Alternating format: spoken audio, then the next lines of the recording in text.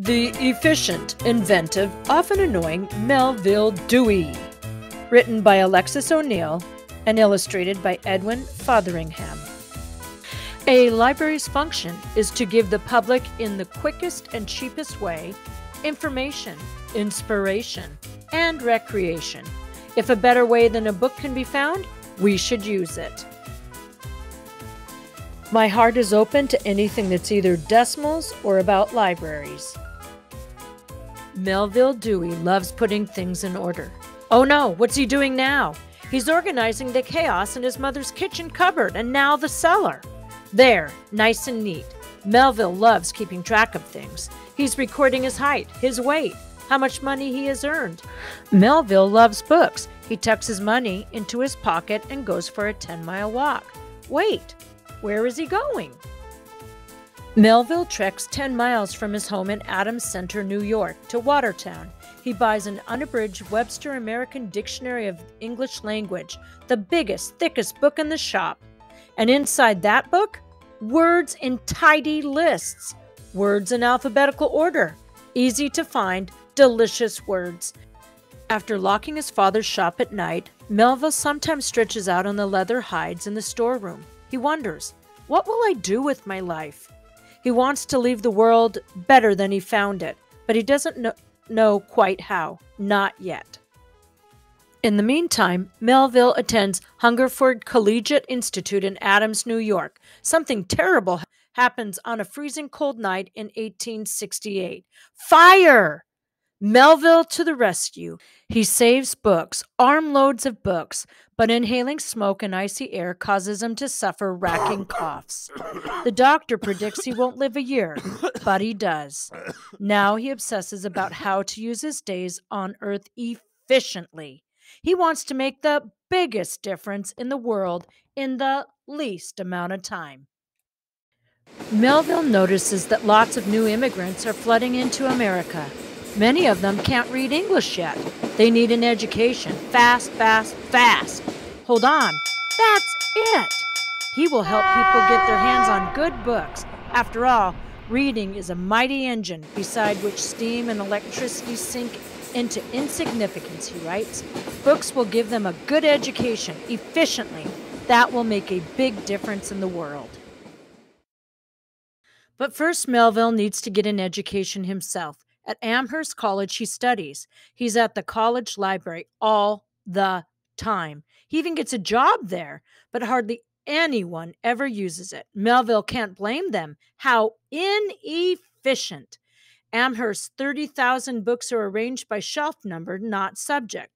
When there are too many books for a shelf, the whole collection has to be rearranged.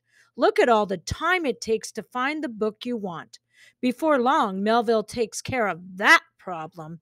Ah, how he loves books and libraries, but usually only rich people in expensive schools have them. How can you read if you don't have money to buy books or pay for college? Melvil has a brainstorm. Why not provide the best reading for the largest number of people at the least cost? Why not promote free public libraries for everyone? People can borrow books instead of buying them or paying to subscribe to a service. This is not a new idea, but no one is as noisy and persistent as Melvil about pushing it for everyone.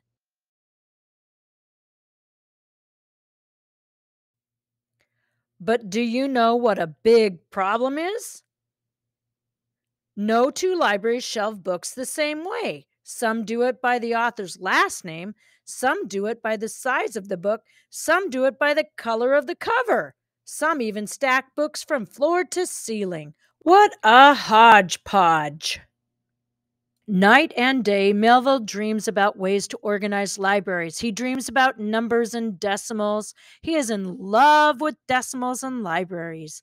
One Sunday during chapel at Amherst, eureka! He gets the idea of using numbers and decimals to organize library books. With a consistent numbering system, it would be easy to find exactly where a book was located, no matter which library you were visiting. Melvil is fired up.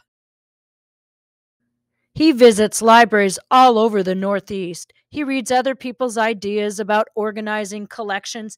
Then he invents his own classification system.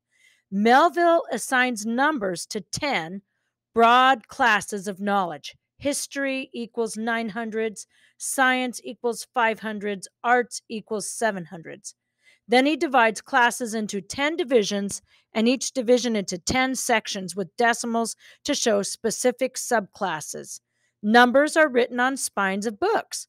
Books sit neatly in order on shelves. Totally efficient. The trustees at Columbia College in New York are impressed. They invite him to become their chief librarian, but they don't know what a zealot they have brought to their campus. Melville thinks big. In addition to working in the library, he wants to open a school at Columbia to train librarians.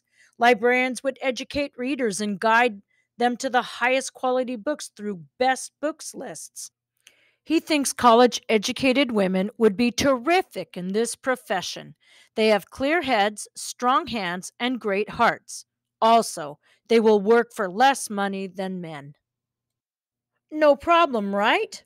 Wrong. Columbia trustees do not want women on their campus. Period. Only men. Do you understand this, Melville? But Melville ignores their roars. He figures once they see his school in action, they'll purr. He advertises for students. 20 sign up. 17 of them are women. He sets up a library school in a storeroom above the chapel across the street from the Columbia campus. Technically, it's not a classroom, he figures, so technically he's not breaking any rules. The students think Melville is energetic, awesome, and odd. Melville rushes into the classroom at the last minute, delivers a lecture at 180 words per minute, then rushes out.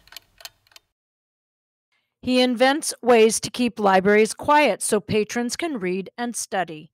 Rubber tips on chairs and tables, rubber wheels on book trucks, slippers for library workers. He tells people to whisper at the loan desk, and no talking at all everywhere else. He invents ways to be efficient. A pencil with one end blue, the other red. A ruler narrow at the low numbers, wider at the higher numbers. A hanging vertical file. And Melville always writes in shorthand or in simplified spelling on recycled library catalog cards. Although, thorough, through, jumped, sounds. Why, he's even gotten rid of silent letters in his name so that Melville has become Melville, Melvil. Melville is a whirlwind. He pushes his ideas on people. His brain can hardly keep up with all the ideas he has. He wants to see changes right away. This makes people angry. They tell him to sit still and be quiet. Shh. But do you think Melville sits still? No. He wants to do more and more and more. He becomes state librarian and secretary to the Board of Regents at the University of the State of New York. He organizes the New York State Library Association. He provides books for the blind. He launches a traveling library system. He helps form the Children's Library Association. Phew!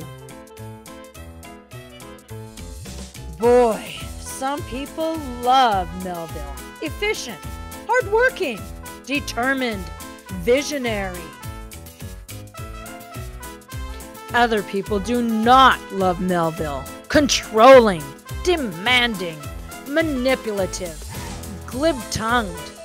But whether people find him appealing or annoying, the one thing that they agree on is that Melvil Dewey did make a difference in the world. He organized library collections, educated librarians, and championed free libraries for everyone.